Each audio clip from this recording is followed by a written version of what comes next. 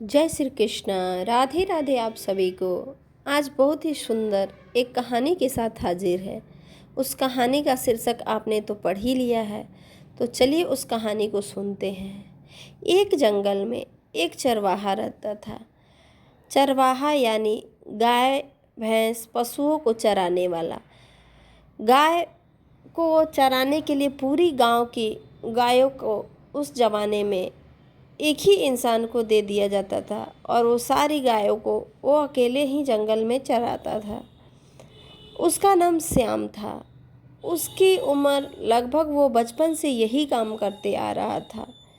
जिस समय की ये बात है, ये कहानी है, उस समय उसकी उम्र 30 साल के लगभग थी और उसकी पत्नी, परिवार, बच्चे इत्यादि सभी थे। लेकिन एक ऐसा नियम रहता था कि चरवाहा जंगल में ही रहता था और उसकी पत्नी या उसके घर से लोग आते थे, उसको टाइम टाइम से खाना दे के चले जाते थे और उसका पूरा भरा परिवार रहता था।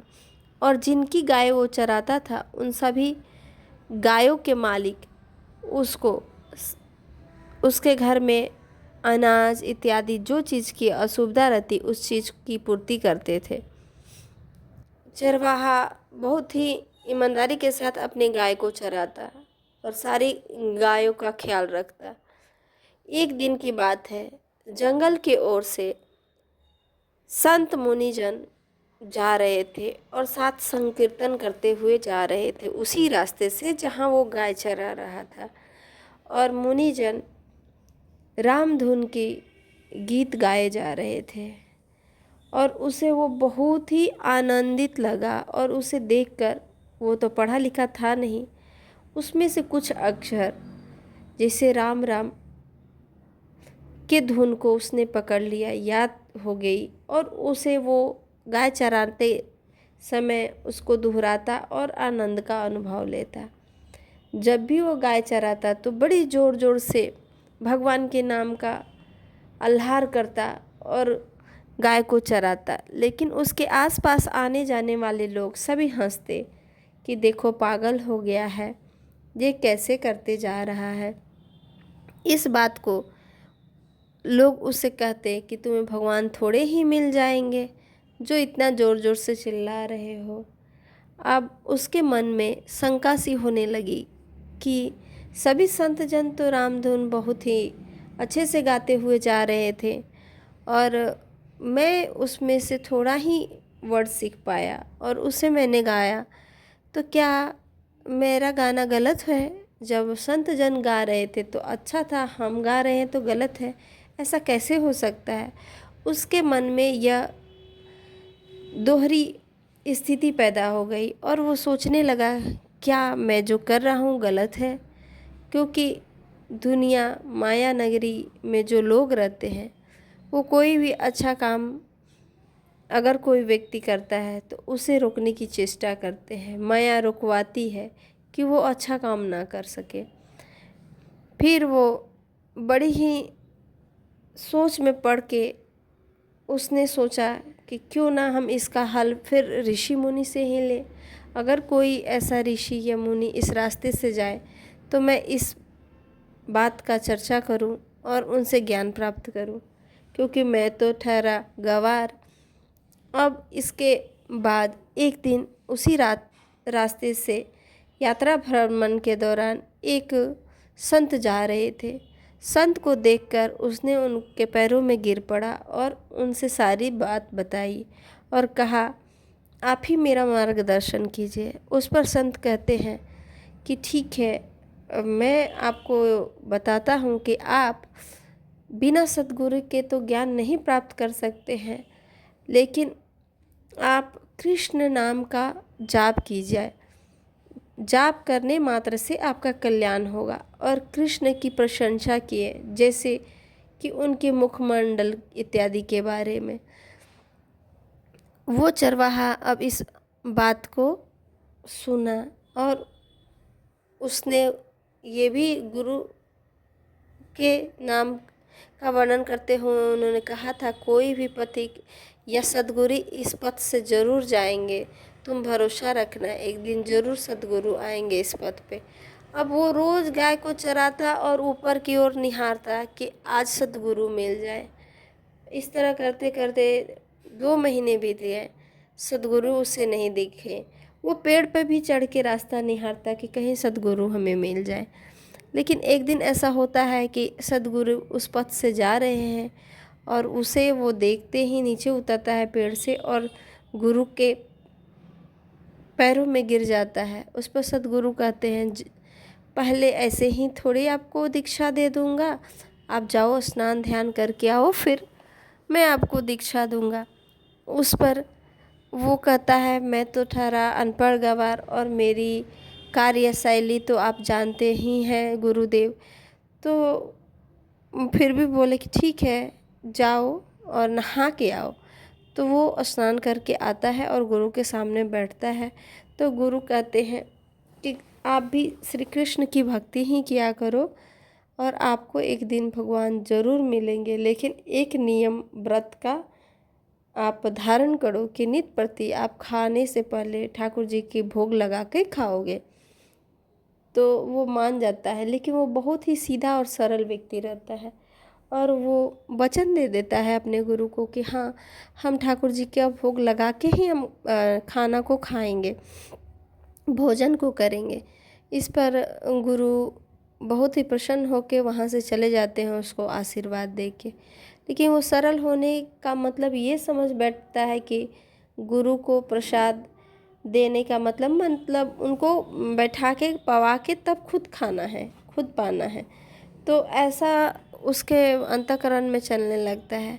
वो पहला दिन गुरु के जाने के बाद वो अपनी बीबी द्वारा लाई गई भोजन को क्या करता है, एक बेलपत्र के पत्ते पर रखता है और उस पे पानी छिड़क के अच्छे से खाना परोसता है और भगवान को अर्पण करता है और कहता है कि हे भगवान, आप आके खाइए, तब हम खाएंगे। भगवान नहीं आते हैं, फिर वो पूरी दिन भूखे रह जाता है और शाम को उस खाना को गाय को खिला देता है। इस तरह वो दूसरे दिन भी करता है, फिर भी भगवान नहीं आते हैं। तीसरे दिन भी करता है, फिर भी भगवान नहीं आते।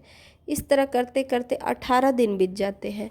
18 दिन बीत जाने के बाद वो बहुत ही मन से घबरा गया होता है, फिर भी वो अपने गुरु को जो प्रण दिया था कि मैं नित प्रति भगवान का भोग लगा के ही खाऊंगा, तो उसने भोग लगाया पर आके ठाकुर जी तो खाए नहीं, जिसके वजह से वो दुखी नहीं रहता।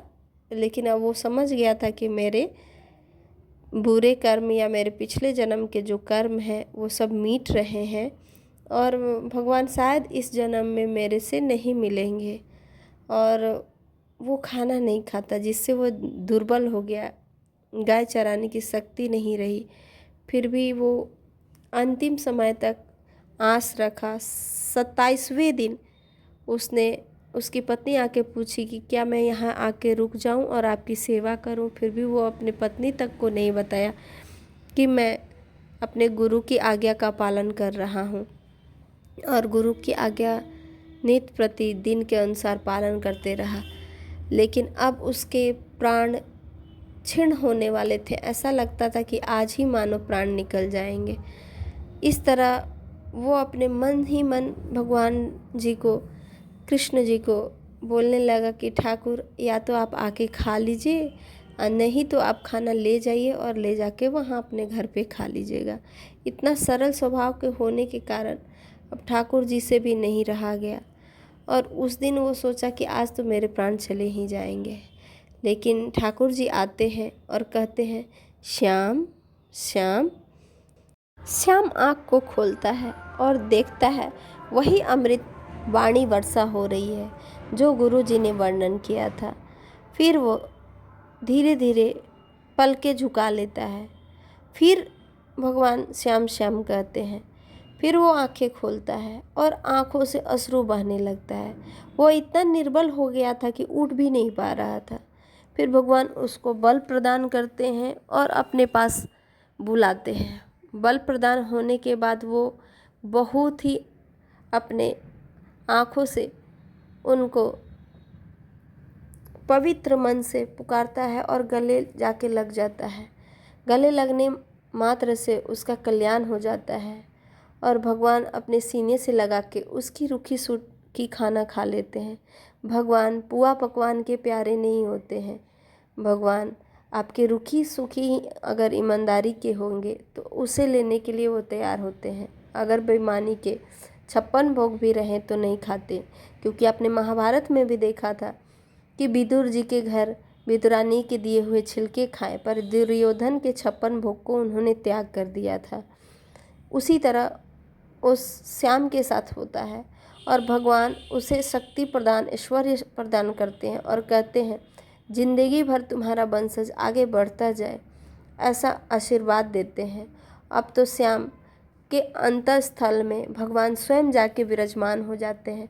जब बाहर वो देखता है तो भगवान दिखते नहीं, पर आँखों को मूंदता है तो उसके पटल पर भगवान स्वयं विराजे हैं, जैसे उसको दर्शन दिए थे।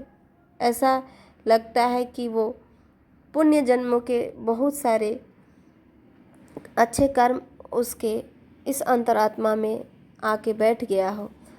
फिर वो भगवान को धन्यवाद करता है कि और कहता है कि भगवान आपने अच्छा किया कि मेरे अंदर में मेरे अंतःस्थल के पटल पर आप आके विराजमान हुए और बाहरी दुनिया के दिखावे के सामने आपने प्रकाट्य नहीं किया। हमें आपने दर्शन बाहरी दुनिया में भी दिया और अंतःस्थल में भी आके प्रकट हुए। आपके